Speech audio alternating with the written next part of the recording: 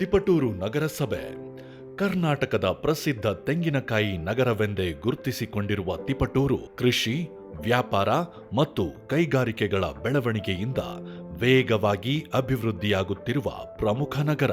ನಗರೀಕರಣ ಮತ್ತು ಜನಸಂಖ್ಯೆ ಹೆಚ್ಚಾದಂತೆ ಫ್ರೆಶ್ ವಾಟರ್ ಡಿಮ್ಯಾಂಡ್ ಗಣನೀಯವಾಗಿ ಏರಿಕೆಯಾಗುತ್ತಿದೆ.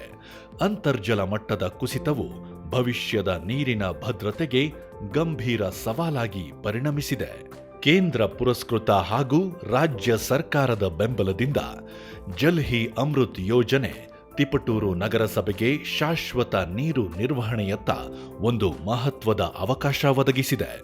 ಇದು ಕೇವಲ ಪ್ರೋತ್ಸಾಹ ಧನದ ಯೋಜನೆಯಲ್ಲ, ಜವಾಬ್ದಾರಿಯುತ ನೀರು ಆಡಳಿತದತ್ತ ಬದ್ಧ ಹೆಜ್ಜೆ. ಈ ಯೋಜನೆಯಡಿ ಲಭಿಸಿದ ಪ್ರೋತ್ಸಾಹ ಧನವನ್ನು ಸಮರ್ಥವಾಗಿ ಬಳಸಿಕೊಂಡು ನಗರಸಭೆ ಎಸ್ಟಿಪಿಯನ್ನು ಆಧುನೀಕರಿಸಿ ultrasonic flow meters, open channel flow meters ಹಾಗೂ ಆನ್ಲೈನ್ ಬಿಒಡಿ, ಸಿಒಡಿ ಅನಲೈಸರ್ಗಳಂತಹ ರಿಯಲ್ ಟೈಮ್ ಮಾನಿಟರಿಂಗ್ ವ್ಯವಸ್ಥೆಗಳ ಮೂಲಕ ನೀರಿನ ಗುಣಮಟ್ಟ ಮತ್ತು ಸಂಸ್ಕರಣೆಯನ್ನ ನಿಖರವಾಗಿ ಗಮನಿಸುವ ವ್ಯವಸ್ಥೆ ನಿರ್ವಹಿಸಲಾಗಿದೆ. ಕ್ಲೋರಿನೇಷನ್ ವ್ಯವಸ್ಥೆಯ ನವೀಕರಣ, ಮೆಕ್ಯಾನಿಕಲ್ ಸ್ಕ್ರೀನ್ ಮತ್ತು ಗ್ರಿಟ್ ಯೂನಿಟ್ ದುರಸ್ತಿ, ಆರ್ಎಎಸ್ ಮತ್ತು ಡಬ್ಲ್ಯೂಎಸ್ ಪಂಪ್ಗಳ ಸುಧಾರಣೆಗಳಿಂದ ಸಂಸ್ಕರಣ ಪ್ರಕ್ರಿಯೆಯ ಕಾರ್ಯಕ್ಷಮತೆ ಹೆಚ್ಚಾಗಲಿದೆ. ಜೊತೆಗೆ ಸೌರ ವಿದ್ಯುತ್ ವ್ಯವಸ್ಥೆಯ ಸ್ಥಾಪನೆಯಿಂದ ಎನರ್ಜಿ ಎಫಿಷಿಯನ್ಸಿ ಹಾಗೂ ಪರಿಸರ ಸ್ನೇಹಿ ಕಾರ್ಯಾಚರಣೆಗೆ ಉತ್ತೇಜನ ದೊರೆತಿದೆ. ಸಂಸ್ಕರಿಸಿದ ನೀರನ್ನ ಉದ್ಯಾನವನಗಳು, ಕೈಗಾರಿಕೆಗಳು ಹಾಗೂ ನಿರ್ಮಾಣ ಕಾಮಗಾರಿಗಳಿಗೆ ಮರುಬಳಕೆ ಮಾಡುವ ಯೋಜನೆ ರೂಪಿಸಲಾಗಿದೆ. ಕಾರ್ಯಾಚರಣಾ ವೆಚ್ಚದಲ್ಲಿ ಕಡಿತ, ಪಾರದರ್ಶಕ ನಿರ್ವಹಣಾ ವ್ಯವಸ್ಥೆ ಹಾಗೂ ಸುಧಾರಿತ ನೀರಿನ ಗುಣಮಟ್ಟ ಇವೆಲ್ಲವೂ ತಿಪಟೂರು ನಗರದ ಶಾಶ್ವತ ಅಭಿವೃದ್ಧಿಗೆ ಆಧಾರವಾಗಿವೆ.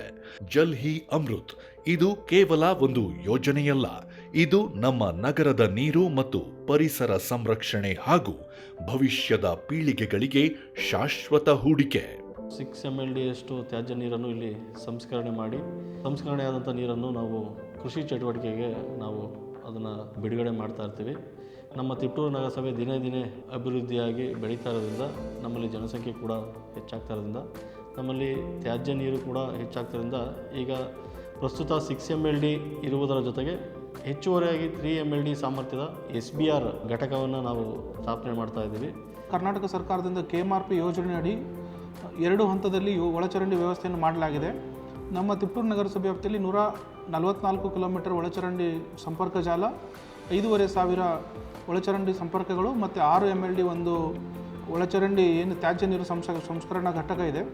ಆ ಘಟಕವನ್ನು ನಾವು ನಿರಂತರವಾಗಿ ನಿರ್ವಹಣೆ ಮಾಡ್ತಾ ಇದ್ದೀವಿ. ಸೊ ಒಂದು ಟರ್ಸರಿ ಟ್ರೀಟೆಡ್ ವಾಟರ್ ಏನು ಬರ್ತಾ ಇದೆ, ಆ ಟ್ರೀಟೆಡ್ ವಾಟರ್ನ ನಾವು ಸುತ್ತಮುತ್ತಲಿನ ರೈತರಿಗೆ ಅದನ್ನು ಕೊಡ್ತಾ ಇದ್ದೀವಿ. ಈ ಜಲ್ ಹಿ ಅಮೃತ್ ಯೋಜನೆಯಿಂದ ನಮಗೆ ಒಂದು ಲಾಭ ಏನಾಗಿದೆ ಅಂದರೆ, ಪ್ರತಿ ವರ್ಷ ನಮಗೆ ಏನು ಮೇಂಟೆನೆನ್ಸ್ ಫಂಡ್ ಬರ್ತಾ ಇತ್ತು ಅದು 75ರಿಂದ 1 ಕೋಟಿ ಅನುದಾನ ಬರ್ತಾ ಇದೆ. ಇದರಿಂದ ನಮಗೆ STP ರಿಪೇರಿ ಮತ್ತು STP ಮೇಂಟೆನೆನ್ಸ್ಗಳನ್ನು ಮಾಡಲು ಅವಕಾಶ ಸಿಕ್ಕಿದೆ ಅಂತಂದು ನಾನು ನಗರಸಭೆ ವತಿಯಿಂದ ಧನ್ಯವಾದಗಳನ್ನು ಹೇಳಲು ತಿಳಿಸುತ್ತೇನೆ.